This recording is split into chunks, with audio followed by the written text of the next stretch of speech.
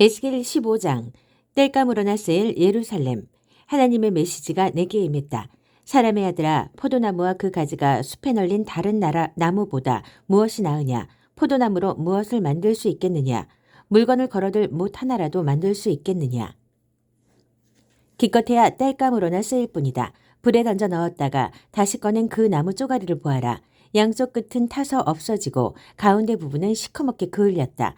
그것을 무엇에 쓰겠느냐? 아무 쓸데가 없다.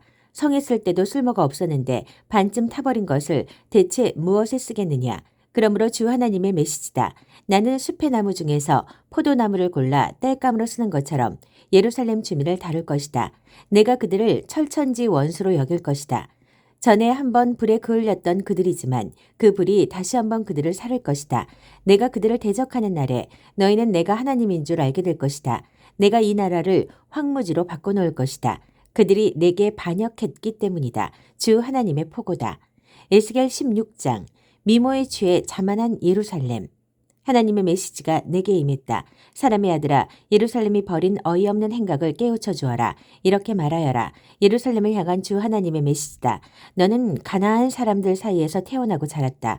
내 아버지는 아모리 사람이고 내 어머니는 헷 사람이다. 내가 태어난 날 아무도 내 탯줄을 잘라주지 않았고 아무도 너를 목욕시켜주지 않았다. 그날에 아무도 내 몸을 소금으로 문질러주지 않았고 아무도 너를 포대기로 감싸주지 않았다. 너를 돌봐준 사람이 아무도 없었다. 너를 따뜻이 보살펴준 사람이 아무도 없었다. 너는 씻지 못한 더러운 모습 그대로 빈터에 버려졌다. 너는 버림받은 신생아였다. 바로 그때 내가 그곳을 지나다가 비참하기 그지없는 핏덩어리인 너를 보았다. 그렇다. 위험하고 불결한 곳에 누워있는 너를 보며 내가 말했다. 살아라. 들판의 초목처럼 자라라. 그러자 나의 말대로 너는 자랐다. 키가 자라고 가슴이 봉긋하여 긴 머리 휘날리는 성숙한 여인이 되었다. 그러나 너는 여전히 벌거벗은 채로 있었다.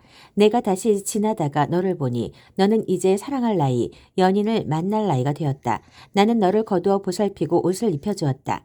너를 보호해 주었다. 내게 사랑을 약속하고 너와 혼인 언약을 맺었다. 나 주 하나님이 내게 서약했다. 너는 내 것이 되었다. 내가 너를 목욕시켜 내 몸에 해묵은 핏자국을 씻겨주고 향기로운 기름을 발라주었다.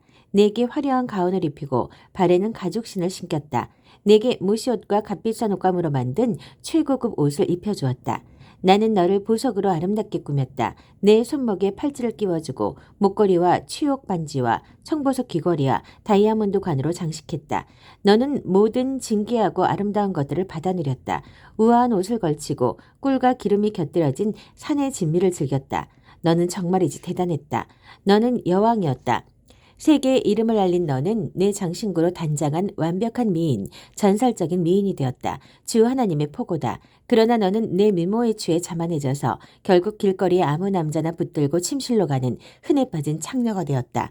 너는 내 좋은 옷들로 장막을 만들고 그곳에서 몸을 팔았다. 결탄코 있어서는 안 될 일이었다. 병든 영혼아. 너는 내가 준 진귀한 보석과 금, 은을 가져다가 내 창녀집을 꾸밀 외설 조각상을 만들었다. 최고급 비단과 무명으로 내 침대를 장식하고 거기에 나의 향유를 바르고 향을 뿌렸다. 너는 내가 마련해준 산의 진미를 허브와 양념을 곁들인 신선한 빵과 과일을 가져다가 내 창녀집의 별식으로 내놓았다. 내가 그렇게 했다. 주 하나님의 말이다. 너는 내가 낳은 아들, 딸들, 나의 자녀인 그 아이들을 죽여 우상에게 제물로 바쳤다. 창녀가 된 것만으로는 충분치 않았더냐. 너는 살인까지 저질렀다. 나의 자녀들을 죽여 우상에게 제물로 바쳤다. 입에 담을 수조차 없는 역겨운 짓과 창녀짓을 벌여온 그 세월 동안 너는 단 한 번도 내 유아기 때를 돌아본 적이 없었다. 벌거벗은 핏덩이적 시절을 기억하지 않았다. 이 모든 악행으로도 모자라서 너는 성읍 광장마다 보란듯이 창녀집을 세웠다. 화가 이 말이라. 내게 화가 있으리라. 주 하나님의 말이다. 너는 붐비는 교차로마다 보란듯이 창녀집을 차렸고 지나가는 아무에게나 두 다리를 벌려 음란한 음부를 보였다. 급기야 너는 국제적으로 창녀짓을 했다. 이집트 사람들과 간통하고 그들을 찾아다니며 광란의 섹스판을 벌였다. 내 방탕의 정도가 심해질수록 나의 진노도 커져갔다. 결국 나는 일어나 내 지경을 축소하고 너를 적들에게 넘겨주어 물어뜯기게 했다. 너는 아느냐? 내 방탕한 생활은 블레셋 여자들이 보고 경악할 정도였다. 너는 만족을 모르는 음욕 때문에 아시리아 사람들과도 간통했다. 그러나 여전히 만족할 줄 몰랐다. 너는 바빌론 사람들, 그 장사치 나라와도 간통했지만 여전히 만족할 줄 몰랐다. 병든 영혼아, 이런 짓들을 벌인 너, 가히 창녀 중에 창녀다. 붐비는 교차로마다 보란듯이 창녀집을 짓고 동네마다 창녀촌을 세웠다. 그런데 너는 보통 창녀들과 달리 화대를 받지 않았다. 바람난 여자들은 보통 정부에게 선물을 받는다.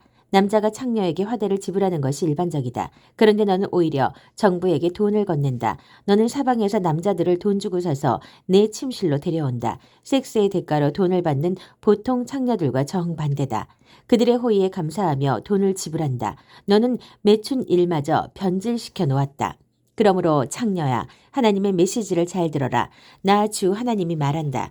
물러나기 이를 데 없는 너는 아무 앞에서나 옷을 벗어 내 치부를 자랑하듯 드러내고 음란한 우상들을 숭배하며 아이들을 죽여 그것들에게 바쳤다. 그러므로 내가 내 정부들을 모두 불러 모으리라. 내가 쾌락을 위해 이용했던 모든 자들, 내가 좋아했던 자들과 내가 혐오했던 자들을 다 모을 것이다. 내가 그들을 법정에 모아 구경꾼들처럼 너를 둘러싸게 할 것이다. 그리고 벌건 대낮에 그들보다 앞에서 내가 너를 발가벗길 것이다. 그러면 그들이 내 진상을 보게 되리라. 나는 간통죄와 살인죄를 물어 내게 벌을 선고할 것이다. 너에게 내 진노의 맛을 보여줄 것이다. 내가 내 정부들을 다 모으고 그들에게 너를 넘겨줄 것이다. 그들이 내 뻔뻔스런 창녀집과 음란한 산당들을 다 허물어버릴 것이다. 내 옷을 찢고 내 보석을 빼앗아 너를 발가벗길 것이다.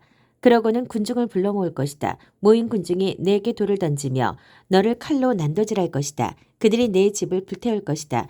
모든 여자들이 지켜보는 앞에서 엄중한 심판이 있으리라. 내가 너의 창녀짓을 완전히 끝장낼 것이다. 돈을 주고 남자들을 침실로 끌어들이는 일은 더 이상 할 수 없다. 그제야 나의 진노가 풀리고 질투가 가라앉을 것이다. 내가 어렸을 적 일을 기억하지 않고 이런 짓들로 나를 노하게 했으니 그 방종의 대가를 톡톡히 치르게 할 것이다. 역겨운 짓에 방탕까지 더해졌으니 내가 치러야 할 값이 얼마나 크겠느냐. 속담을 즐겨 사용하는 자라면 그 어머니의 그 딸이라고 말할 것이다. 너는 남편과 자식들에게 실증 내던 내 어머니의 딸이다. 또 너는 남편과 자식들에게 실증 내던 내 자매 중 하나다. 내 어머니는 햇사람이며 아버지는 아모리 사람이다. 내 언니는 사마리아다. 그녀는 딸들과 함께 내 북쪽에 살았다. 내 동생은 소돔이며 딸들과 내 남쪽에 살았다. 너도 그들과 똑같이 살지 않았느냐. 그들처럼 참에 입에 담을 수 없는 역겨운 짓들을 벌이지 않았느냐. 오히려 너는 그들을 따라잡고 추월했다. 살아있는 나 하나님을 두고 맹세하며 말한다. 주 하나님의 포고다. 너와 내 딸들이 한 짓들에 비하면 내 동생 소돔과 그 딸들의 소행은 세 발의 피다. 내 동생 소돔은 자기 딸들과 함께 온갖 사치를 부리며 살았다. 오만했고 탐욕스러웠으며 게을렀다. 그들은 압제받는 자와 가난한 이들을 돕지 않았다. 거들먹거렸고 추잡했다. 그들이 결국 어떻게 되었는지 너는 잘 알 것이다. 내가 그들을 아주 없애버렸다. 그리고 사마리아의 죄는 내 반만큼도 되지 않는다. 내 역겨운 행위들은 그녀를 훨씬 능가한다. 아니 내 소행에 비하면 내 두 자매는 선량해 보일 정도다. 정말 그렇다. 너에 비하면 내 자매들은 실로 성인 군자들이다. 내 죄가 얼마나 그들을 능가하는지 그들이 의인으로 보일 지경이다. 부끄럽지 않느냐. 내가 안고 살아야 할 수치다. 역사에 길이 남을 명성이 아니냐. 내 자매들의 죄를 능가하다니. 그러나 나는 소돔과 그 딸들, 사마리아와 그 딸들의 운명을 뒤집을 것이다. 그리고 잘 들어라. 그들과 더불어 내 운명도 그러할 것이다. 어쨌거나 너는 내 수치를 안고 살아야 할 것이다. 내 수치를 마주하고 받아들이므로 내 두 자매에게 얼마간 위안을 줄 것이다. 내 자매들, 소돔과 그 딸들과 사마리아와 그 딸들은 옛 모습으로 돌아갈 것이다. 너 역시 그러할 것이다. 내가 거들먹거리면서 오만방자하게 동생 소돔을 깔보았던 시절을 기억하느냐. 그때는 내 악행들이 폭로되기 전이었다. 그러나 이제 내가 멸시의 대상이 되었다. 너는 에돔 여자와 블레셋 여자와 주변 모든 자들에게 경멸을 받는 신세가 되었다. 그러나 너는 이 현실을 직시해야 하고 내 추악한 과거의 수치를 받아들여야 한다. 주 하나님의 포고다. 주 하나님이 말한다. 내가 내 맹세를 하찮게 여기고 나와의 언약을 깨뜨렸으니 나는 내가 행한 대로 갚아줄 것이다. 그러나 나는 너와 어렸을 적 맺었던 언약을 기억할 것이며 너와 영원히 지속될 언약을 맺을 것이다. 너는 후회스러운 내 과거를 기억할 것이며 내가 너의 두 자매, 언니와 동생을 다시 맞이하게 되는 날 참으로 참회하게 될 것이다. 내가 그들을 내 딸들로 줄 것이다. 그러나 그들이 내 언약에 참여하게 되는 것은 아니다. 나는 너와 맺은 언약을 굳게 세울 것이고 그제야 너는 내가 하나님인 줄 알게 되리라. 너는 내 과거를 기억하고 그 수치를 마주하겠지만 내가 너를 위해 속죄를 행하고 내 모든 소행에도 불구하고 모든 것을 바로잡아 줄 것이다. 그날 너는 차마 입을 열지 못할 것이다. 주 하나님의 포고다. 에스겔 17장 독수리와 포도나무 비유. 하나님의 메시지가 내게 임했다. 사람의 아들아, 이스라엘 족속을 위해 수수께끼를 하나 내어라. 그들에게 이야기를 들려주어라. 주 하나님께서 말씀하신다. 큰 날개와 기다란 깃털을 가진 커다란 독수리 한 마리가 화려한 빛깔의 날개를 활짝 펴고 레바논에 날아왔다. 독수리는 어느 백향목 꼭대기를 꺾고 그 가장 위쪽 순을 잘라서 그것을 무역상들의 땅에 가져가 어느 상인들의 도성에 내려놓았다. 그리고 그 땅에서 난 순을 하나 따서 강둑에 버드나무를 심듯 넉넉한 물과 비옥한 땅에 심었다. 순에 싹이 돋고 가지가 무성해져 땅에 낮게 퍼지는 포도나무가 되었다. 그 포도나무 가지들이 독수리를 향해 뻗어 올라갔고 뿌리는 땅속 깊숙이 뻗어내렸다. 덩굴이 쭉쭉 뻗고 가지는 쑥쑥 자라났다. 큰 날개와 무성한 깃털을 가진 또 다른 커다란 독수리가 있었다. 그런데 이 포도나무가 멀리 있는 그 독수리로부터 물을 얻으려고 심겨졌던 땅에서 그를 향해 뿌리를 뻗고 가지들도 그를 향해 뻗어갔다. 이 포도나무를 넉넉한 물과 비옥한 땅에 심은 것은 가지를 내고 열매를 맺어 귀한 포도나무가 되게 하려는 것이었다. 주 하나님이 말한다. 그 포도나무가 과연 잘 자라겠느냐. 그 독수리가 뿌리째 뽑아버려 열매는 썩고 가지도 다시 들어 말라 죽은 포도나무가 되지 않겠느냐. 그런 포도나무를 뽑아버리는 데는 힘이 많이 들지 않고 손도 많이 필요 없다. 설령 다른 곳으로 옮겨 심는다 한들 과연 잘 자라겠느냐. 뜨거운 동풍이 불어오면 시들어버리지 않겠느냐. 심겨진 곳에서 말라버려 멀리 날려가지 않겠느냐. 하나님의 메시지가 내게 임했다. 저 반역자 족속에게 말하여라. 알아들었느냐. 이 이야기가 무엇을 뜻하는지 알겠느냐. 그들에게 말하여라. 바빌론 왕이 예루살렘에 와서 왕과 지도자들을 바빌론으로 끌고 갔다. 그가 왕족 중에 하나를 데려다 언약을 맺고 그에게 충성을 맹세하게 했다. 바빌론 왕은 고위급 인사 전부를 포로로 붙잡아 갔는데 그것은 이 나라를 무력한 허튼 생각을 할 수 없는 상태로 만들어 언약을 지켜야만 살 수 있게 하려는 것이었다. 그런데 그가 반역을 했고 이집트에 사절을 보내 군마와 대군을 청했다. 이 일이 성공할 수 있으리라고 보느냐. 이렇게 하고도 너희가 무사할 것 같으냐. 언약을 깨뜨리고도 벌을 면할 수 있겠느냐.